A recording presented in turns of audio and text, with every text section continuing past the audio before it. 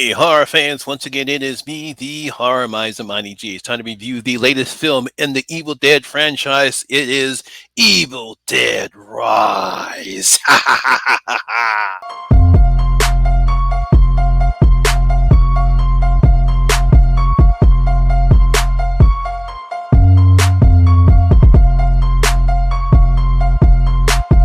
Don't fuck with them hoes.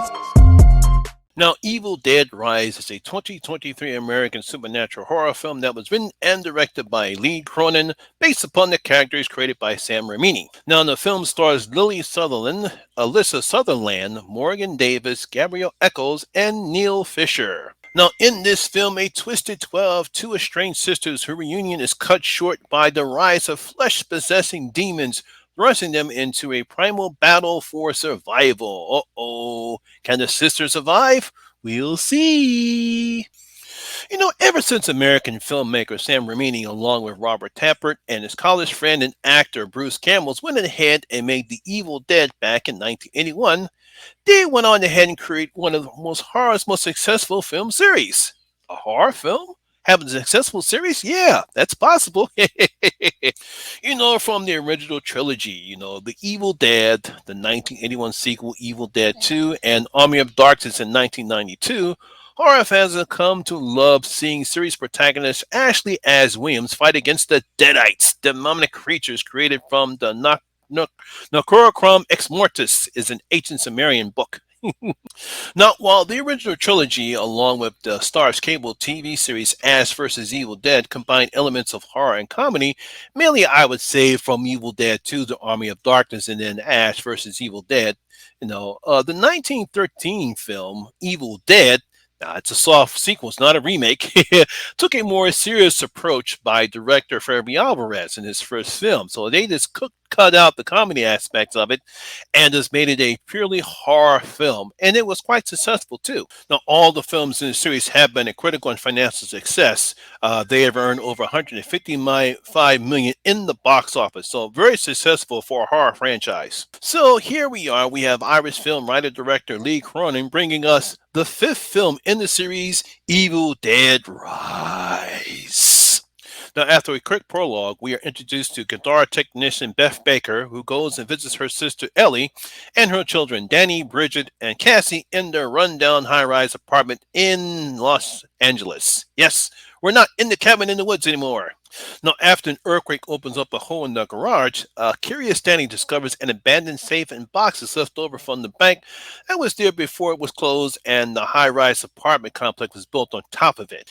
Now, he finds numerous religious artifacts along with 3 phonographic records and a weird-looking book.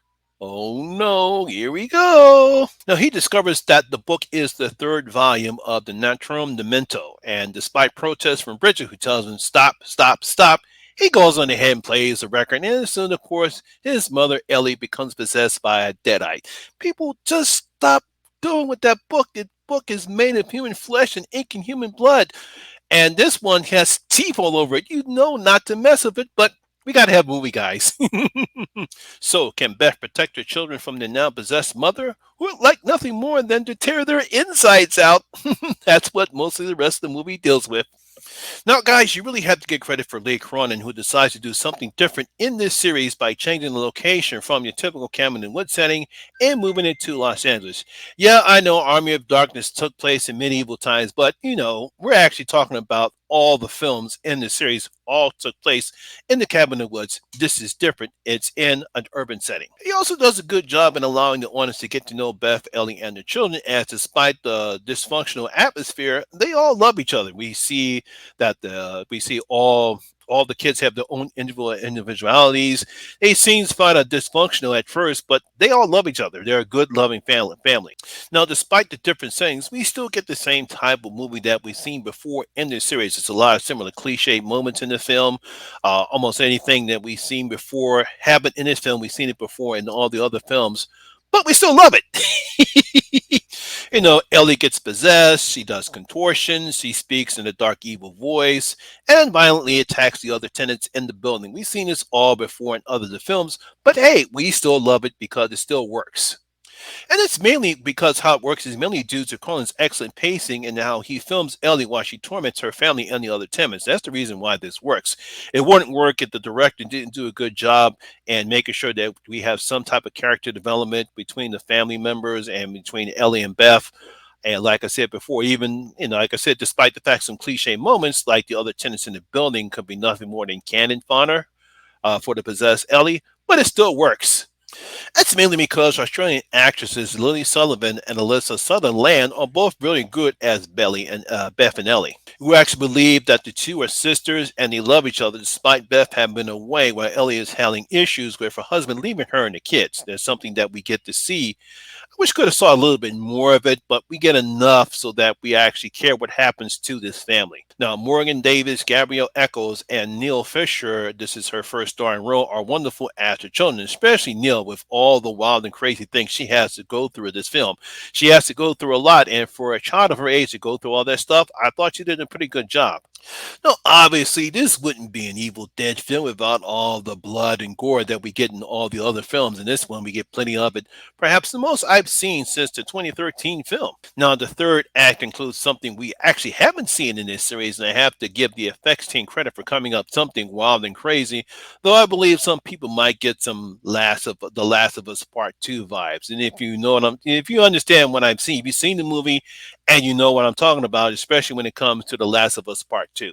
Overall, despite some cliched moments, this was another successful film in the franchises. We get some nice acting from the lead actresses and children's as well. We get plenty of blood and gore, and that should satisfy all Evil Dead fans and horror fans alike, and especially Gorehound fans. You're going to love this. You're going to love this film.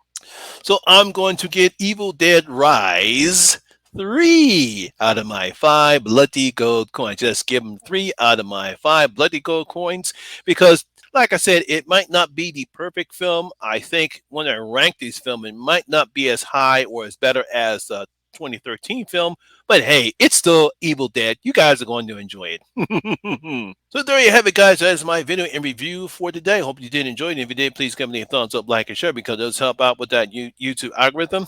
If you have seen Evil Dead Rise, what do you thought about it? Leave your comments in the comment section below. Tell me what you thought about the film, and please no spoilers in the comment section. If you are going to spoil it, please mark it first because I don't want people being spoiled to have not seen the film. Also, if you're new here, please hit that subscribe button, ring that notification bell. That way, you'll be notified anytime when I put a new video such as this one. Once again, my name is Lamont Smith, better known as the Horror Miser Money G, and always remember that horror rules. I'll see you in my next video. Y'all guys stay safe out there.